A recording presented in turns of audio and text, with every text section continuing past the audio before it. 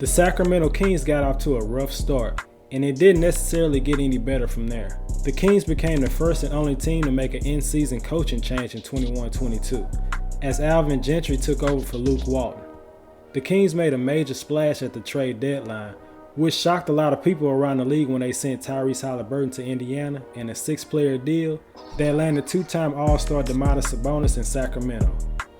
Haliburton seemed to be untouchable at the time, just as much as De'Aaron Fox.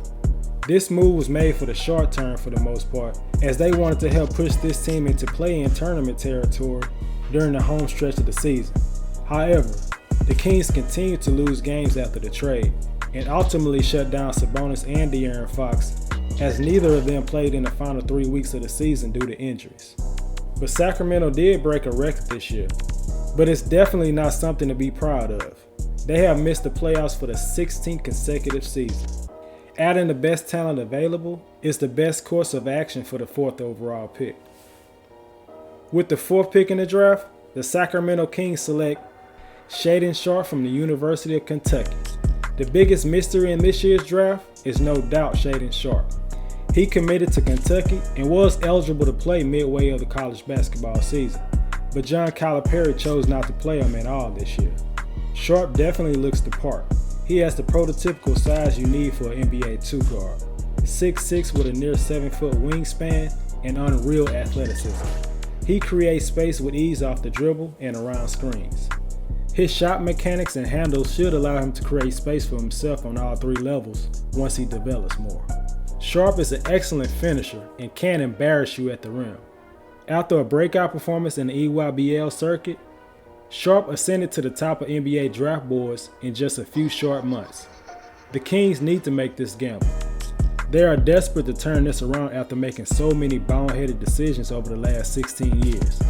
We never saw Sharpe play against college competition in a more structured system, which can be a huge risk if you want to draft him this high. But I believe the Kings are in perfect position to afford to take this gamble. With the 37th pick in the draft, the Sacramento Kings select Caleb Houstan from the University of Michigan. Houstan was a 5-star recruit from Mount Verde Academy and was viewed as a potential top 5, top 10 pick before the season started. But Houstan, along with Patrick Baldwin, were definitely 2 of the biggest disappointments among incoming freshmen.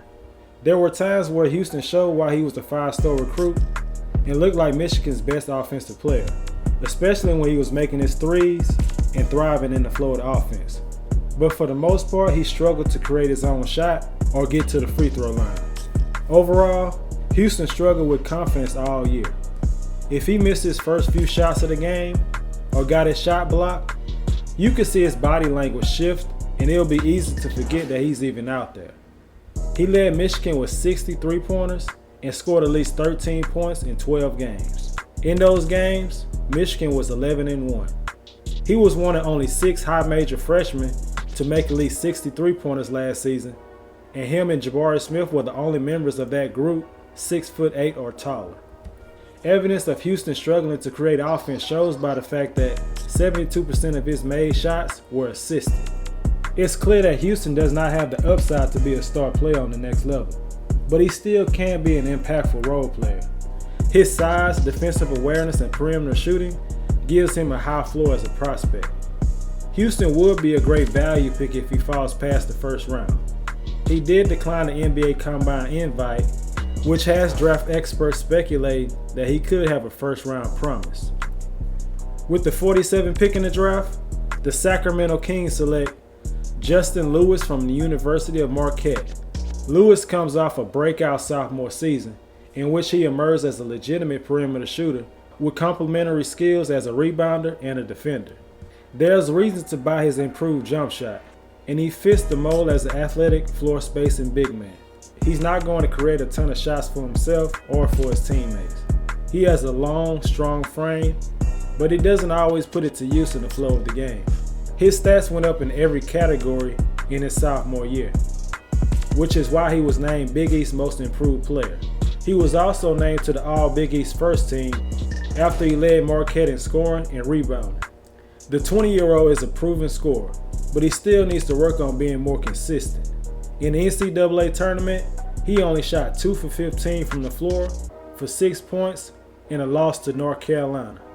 That had to leave a bad taste in his mouth since it was his final collegiate game of his career.